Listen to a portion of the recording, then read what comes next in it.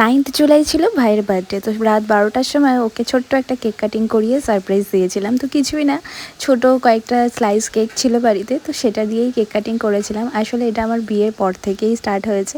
আমি যখন ও বাড়িতে থাকি সবাইকে দেখি 12টার সময় কেক কাটিং হয়, তো একটা ছোটোখাটো একটা অনেক মজাই হয়। তো সেই কারণে আমি ভাইয়ের জন্য এটা অ্যারেঞ্জ করেছিলাম আর কি, বাবাকে বলে দিয়েছিলাম কেকটা আনতে। তো রাত্রিবেলা এভাবে করে সেলিব্রেট করেছিলাম। তো যাই হোক, চলো এখান থেকেই আজকের ব্লগটা স্টার্ট করছি। তো আজকে সারাদিনে অনেক কিছু আছে। তো সবে তো রাত 12টা বাজে এখন। তাড়াতাড়ি আর নিভে যাবে। হ্যাঁ, এই তো হয়েছে। Happy birthday to you, to you. ও বাবা, তুমি খাও।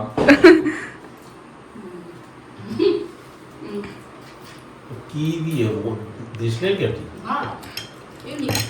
কি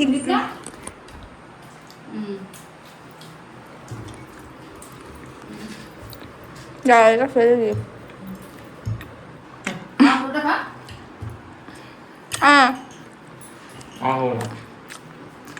একটুখানি খা,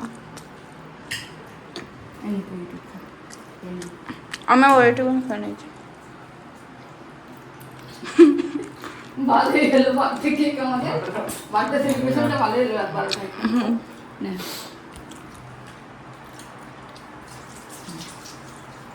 এনে একটু আছে বাবা। নমস্কার, good morning and welcome to my new blog. তো সকালবেলা আজকে ভাইয়ের জন্মদিন স্পেশাল ব্রেকফাস্টে আছে ছেঁড়া পরোটা, ঘুগনি আর সাথে মালপোয়া। আচ্ছা, এই পরোটাটাকে তোমরা কে কী বলে থাকো অবশ্যই বলো তো আমাকে। আমি তো ছেঁড়া পরোটাই বলি। তো যাই হোক, অনেক জায়গায় পেটাই পরোটাও বলে, বাট আমি ছেঁড়া পরোটা বলেই যেন কমফোর্টেবল। তো তারপরে মা এখানে লাঞ্চের প্রিপারেশন করতে স্টার্ট করে দিয়েছে, কারণ আজকে যেহেতু ভাইয়ের জন্মদিনের স্পেশাল একটা থালিও দেবে।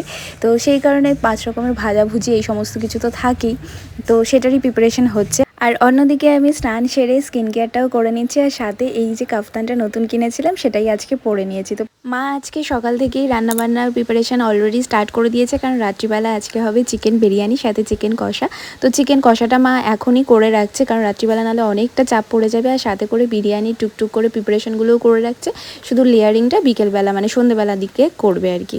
আর সাথে করে মানে দুপুরে যে ভাতটা খাবো তো সেটারই ভাত বসিয়ে দিয়েছে।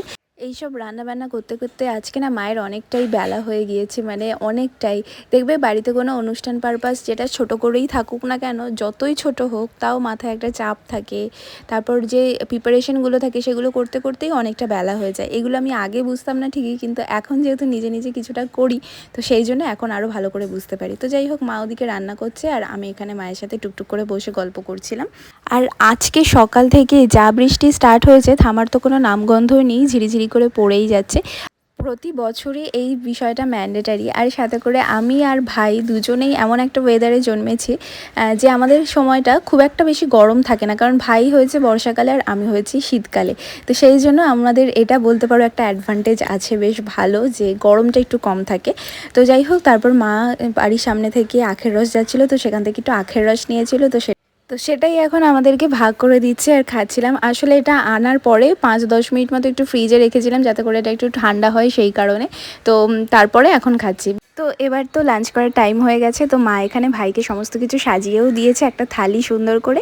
তো এখানে থালির মধ্যে ছিল সাদা ভাত, সাথে গন্ধরাজ লেবু, 5 রকমের ভাজা, পটল ভাজা, আলু ভাজা, বেগুন ভাজা, মাছ ভাজা, কুমড়ো ভাজা, আর চিকেন কষা, চাটনি, পাঁপড়, আম। ও হ্যাঁ, ডালটা তো আমি বলতে ভুলে গিয়েছিলাম, সাথে জল আর কোল্ড ড্রিঙ্কসটা পরে অ্যাড করেছিল, যেটা আমি দেখাতে ভুলে গিয়েছি এখন। তো এবার একটুখানি মা ফটো তুলবে বলছিল ভাইয়ের সাথে, তাই একটু তুলে দিচ্ছিলাম। আর হ্যাঁ, এখানে পায়েসটা মিসিং দেখতে পাচ্ছ, কারণ আমাদের এই বাড়িতে না যখন কেক কাটিং হয় তখনই ধান দুপো দিয়ে আশীর্বাদ করে, সাথে পায়েসটা খাওয়ায়। তো সেই কারণেই এটা এখন আর মানে থালির সাথে করে দেয় না। তো যাই হোক, আবারও ওয়েদারটা বাইরে দেখছিলাম যে বৃষ্টিটাকে একটু কমছে, তারপর দেখলাম না, বৃষ্টি কমার তো নামগন্ধই নেই, উল্টে আরও বেড়ে যাচ্ছে যত সময় যাচ্ছে। আর অনেক দিন পরে আমি আমার ভ্লগে তোমাদেরকে আমাদের ওপরের বারান্দাটা থেকে ভ্লগ বা ভিডিও কিছু দেখাচ্ছি। করছি।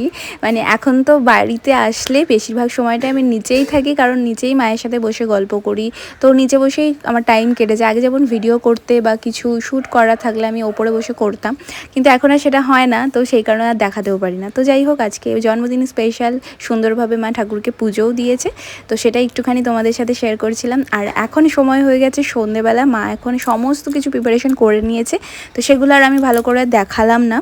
তো মা এখন বিরিয়ানির লেয়ারিংটা করছে, আর আনফর্চুনেটলি আমি না বিরিয়ানির লাস্ট মোমেন্টটা, মানে পুরো ফাইনাল লুকটা কেমন কি এসছে সেটা আমি দেখাতেই ভুলে গিয়েছিলাম, কারণ রাত্রিবেলা সবাই চলে এসেছিলো, যখন বৌদি ভাইরাও আজকে এসেছিলো। আজকে একদমই ছোটো করেই হয়েছে, শুধুমাত্র জাস্ট ঘরোয়া সব বাচ্চাদেরকে নিয়ে, মানে আমাদের বাড়িতে উত্তু, অঙ্কি, দাদা আর পিসিমণিদের বাড়িতে সুমন দাদা, সায়ন আর বৌদি ভাই, তো এই সবাইকে নিয়েই ছোটোখাটো করে একটা ছোট্ট গেট টুগেদার মতো হয়েছে। তো যাই হোক, তো তারপরে আমি মানে রেডিও হয়ে গেছি, একটা জাস্ট কুর্তি পরে নিয়েছি, আর কুর্তিটাও কিন্তু মায়ের ছিল। আর হ্যাঁ, সৌরভও এসেছিলো। তো যাই হোক, এখন মোটামুটি অনেকটাই রাত হয়ে গেছে, প্রায় 10টা বাজতে যায়, কিন্তু তখনও বৌদি ভাইরা এসে পৌঁছায়নি। নিশানও এসেছিলো, ছোক্কাকাও এসেছিলো।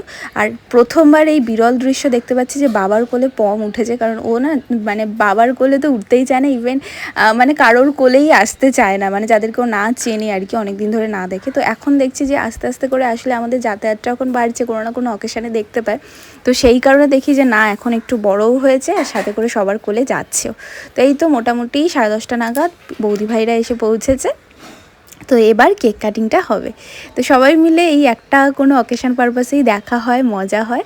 তো আজকে খুব একটা বেশি গল্প হয়নি, কারণ অনেকটা রাত হয়ে গেছে, সবাই সবার মতো একটু ব্যস্ত ছিল, কারণ দেখবে অকেশান পারপাসে না সেইভাবে বসে জমিয়ে গল্পটা হয় না, যেটা ফ্রিলি একটা নর্মাল ডেটতে হয় আর কি।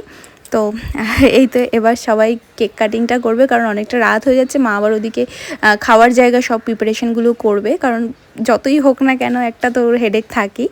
তো এই যে হোয়াইট কেকটা, এটা সৌরভ এনেছে, আর চকলেট কেকটা বাবা নিয়ে এসছে। আর ভাইয়ের এবার 20 বছর পূর্ণ হবে, তো সেই জন্য বাবা 20 একটা ক্যান্ডেল এনেছে, আর সৌরভও একটা ক্যান্ডেল এনেছে, তো সেটা এখানে অ্যাড করে দিয়েছি, যে সরু যে একা বেঁকা তেরা যে ক্যান্ডেলগুলো হয় সেটা। আর ওই যে বলছিলাম আমাদের বাড়ির স্পেশালিটি হচ্ছে এটাই, যে পায়েস আর ধান দুব্বো, এটা ছোটোবেলা থেকে দেখেই বড় হয়েছি, তো এই আর কি। তো সবাই মিলে বসে পড়েছি এবার কেক কাটিং করতে, যে চলো কেকটা কেটে নিই।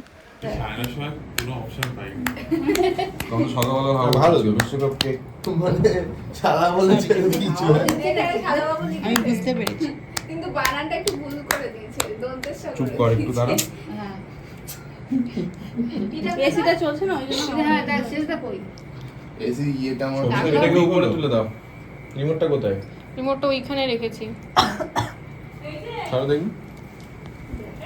সুইং করে দে। দেখো ও ওটা এখন ম্যানুয়াল তো হাত দিয়েও তো তোলা যায়। এটা বয়স রাম হয়ে কেমন গেছে। ঠেলে দিলি আগে বল রাম কেমন? ঠেলে দিলি তাই বল মোম পড়ছে, তাড়াতাড়ি কাট। Happy birthday to you. ও চোখ পিটা লাগা আছে। আরে আরে কাটতে পারো তো? কই এসে আর আসবে না কি বলছে? হ্যাঁ, না আসে না। দাঁড়াও, তাই করো। মোম পড়ে যাচ্ছে। তাহলে কাটতে শুরু করে দে। ওই মোম বলা ওর হাতটা ধরে নাও। হ্যাঁ, ধরবো? ধরবে? কাটবো? কাটো দিদি ওর ভাই, মুড কাটো। অফ একদম।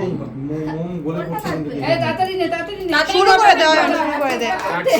হ্যাঁ হ্যাঁ, হ্যাপি বার্থডে টু ইউ।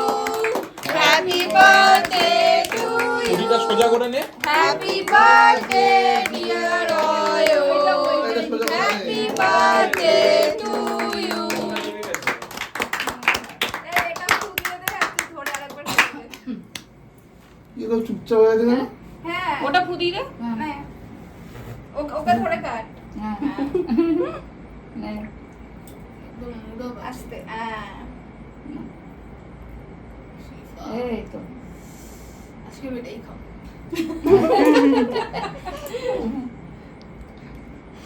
ছোট ওকে একটু করে মুখে দিয়ে দে। হ্যাঁ, ওকে দে।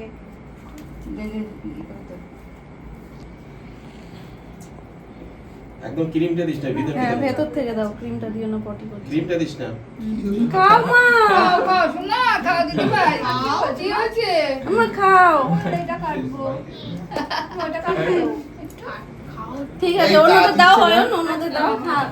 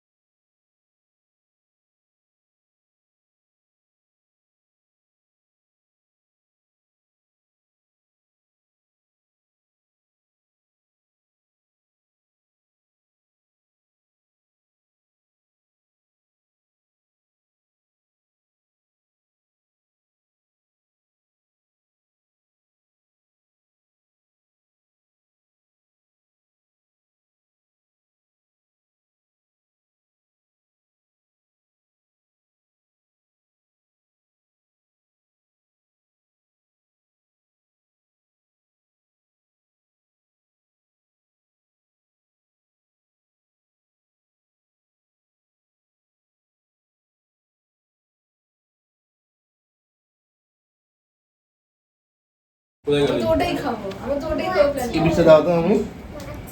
মাছি এই বড় মাছি। বসবি না একদম। মাছি একটা থাপ্পড় মারো তো। কেন? এই আমি ধরেই দাঁড়িয়ে আছি। ওই অতখানি হ্যাপি বার্থডে পুরোটা। কেক কাটিং পর্ব তো কমপ্লিট হয়ে গেছে, এবার সবাই মিলে রাতে ডিনারের পালা। তো প্রথমে সব ভাইরা একসাথে বসে পড়েছে, আর এই সময়টা মানে খুবই কম পাওয়া যায় যে সবাইকে এক জায়গায় পাওয়া যায় আর কি। তো একটা সিট বাকি ছিল, সেখানে পুচুও বসে পড়েছে। তারপর ওদের খাওয়া দাওয়া হয়ে যাওয়ার পর আমাদের ঘরে এসে সবাই মিলে একটু গল্প হচ্ছিল, সাথে গিফট যা যা পেয়েছে সেগুলোও খুলে দেখাচ্ছিল। আর সুমন দাদা তো ভাইকে বলছিল যে তুই জামাগুলো পরে দেখ যে সাইজ ঠিকঠাক আছে কিনা। আসলে ওর যা সাইজ সেটা নিয়ে সবাই একটু কনফিউশনে থাকে যে ঠিকঠাক হবে কি না। তো তারপর সৌরভ চলে যাচ্ছে, কারণ অনেকটাই রাত হয়ে গেছে, আর আজকে তো আমি যাচ্ছি না, তো একাই ওকে যেতে হবে বলে ও একটু তাড়াতাড়ি বেরিয়ে গেছে। তাও মোটামুটি 12টা বাজতে যাচ্ছিলো। তো দাদা, সুমন দাদা আর ও তিনজনে মিলে একটু গল্প করলো বাইরে দাঁড়িয়ে দাঁড়িয়ে, তারপরে ও ওদিক থেকে বেরিয়ে গেছে আর কি।